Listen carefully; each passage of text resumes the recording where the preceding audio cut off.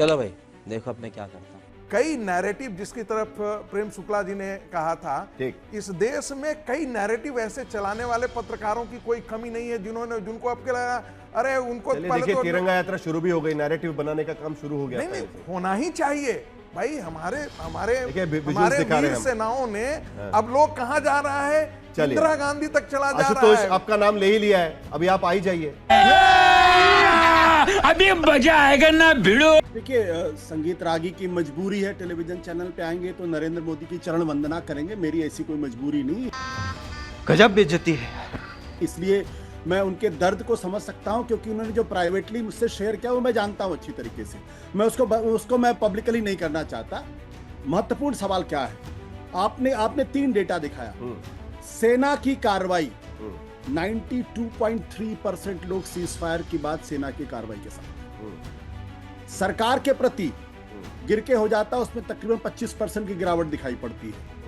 और उसके बाद दबाव में किया गया 41.4%, रुकेगी 47.6%। मुझे क्रेडिट नहीं चाहिए। ये क्या दर्शाता है?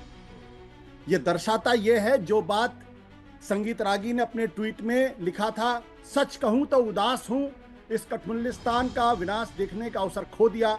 इस्लामिक आतंकवाद कैंसर है, यह मेडिसिन और मामूली सर्जरी का केस नहीं है, समूल नाश का चीज है।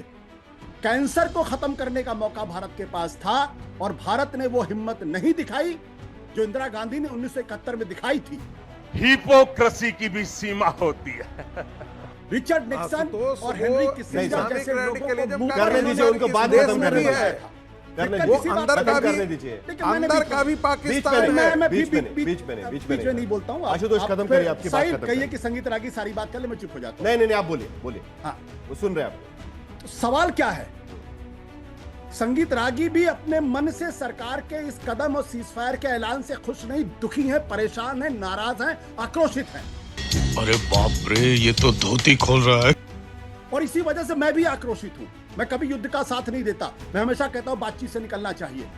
और ये आपका सर्वे इसको रिफ्लेक्ट करता है।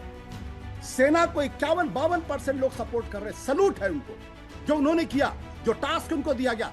लेकिन भारत की पॉलिटिकल लीडरशिप ने भारत को लेट डाउन किया है, ये आपके सर्वे से बिल्कुल साफ दिखाई पड़ रहा है। 47%, 47.6% लोग कह रहे हैं कि दबाव में रुका है, 41.4% दबाव में रुका है। प्रेम शुक्ला जी, अब सोचिए ये भारत के लिए, भारत की आत्मा को कितने गहरे तक कचोट कर गया है, ये मैं अच्छी तरीके से जानता हूँ। प्रेम शुक्ला जी, आज तक भारत सरकार के, एक मिनट, आज तक भारत सरकार की तरफ से किसी ने जवाब नहीं दिया कि ये डोनाल्ड ट्रंप कौन है भाई। 63% 17% जोड़ दीजिए बनने वाला तो 80% की जनसंख्या। क्यों ये बीच में आ रहा? क्यों ये कूद रहा बीच के अंदर? आप किस तरीके से उसको पढ़ रहे हैं, उसमें भी डिपेंड किया है। ये परसेप्शन पूरी दुनिया में गया है। अगर इस परसेप्शन को देश के प्रधानमंत्री को साफ कहना चाहिए, उनके पास मौका था, उन्होंने नहीं कहा। लेकिन उसके बावजूद कहना चाहिए प्रधानमंत्री ने कल तो पूरी तरीके से कह दिया।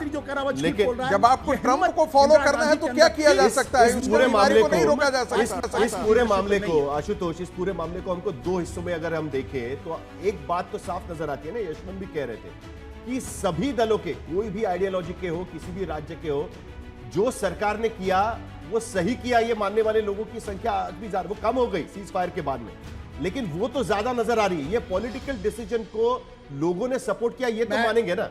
रुक, तेरे को बता देती। बिल्कुल देखिए साहिल, मैंने कल प्रधानमंत्री का भाषण सुना और प्रधानमंत्री का भाषण सुनने के बाद मुझे भी खुशी हुई, क्योंकि प्रधानमंत्री ने पाकिस्तान को जवाब दिया। प्रधानमंत्री ने कहा पूरा देश उनके साथ है। अमूमन प्रधानमंत्री को जानते हैं कि वो पोलराइज करने की कोशिश करते हैं। कर उन्होंने कहा कि सरकार के इस फैसले के साथ पूरा देश एक था और पाकिस्तान ने भारत के एकजुटता का पराक्रम देखा।